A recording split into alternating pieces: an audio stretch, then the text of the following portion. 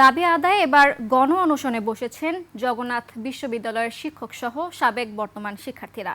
এর আগে আন্দোলনরত শিক্ষকরা হুঁশিয়ারি দিয়ে বলেন, শিক্ষার্থীদের পূর্ণাঙ্গ দাবি মেনে না নেওয়া হলে কাকরাইল মোড় আরেকটি জনদাবি বাস্তবায়নের স্থান হবে।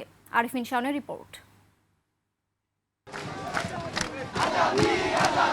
টানা তৃতীয় দিনের মতো কাকরাইল মোড়ে অবস্থান কর্মসূচি পালনের পর এবার গণ অনশনে জবির সাবেক বর্তমান শিক্ষার্থীরা।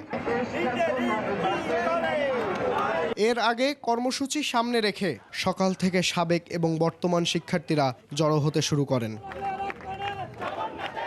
শিক্ষার্থীদের দাবির পক্ষে সোচ্চার শিক্ষক, কর্মকর্তা ও কর্মচারীরাও।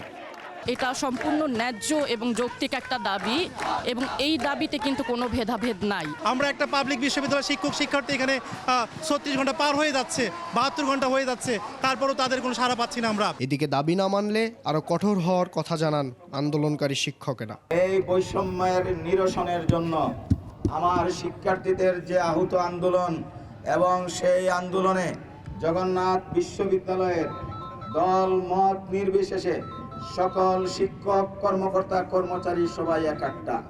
জীবন অবাক না করলে কে করবে? 28% মিল্ক ফ্যাটের অবাক করার সাথে ফ্রেশ মিল্ক পাউডার। জীবন অবাক করুক প্রতিদিন। দাবি আদায় অনড় শিক্ষার্থীদের আশা, দ্রুত সময়ে সাড়া দিবে সরকার।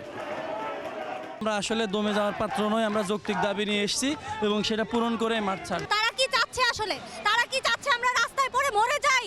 মরে যাওয়ার পরে তারপর তাদের মাথার টনক নড়বে? তারা এই ছাত্রদের আন্দোলনের ফসল, কাজে ছাত্রদেরকে বিরুদ্ধে দাঁড়িয়ে তারা কতটুকু টিকতে পারবেন সেটা তাদেরও বোঝা উচিত। এদিকে সরকারের সাথে দফায় দফায় বৈঠক করেও মেলেনি কোনো ফল। আরিফিন শাওন, 21 টেলিভিশন, ঢাকা।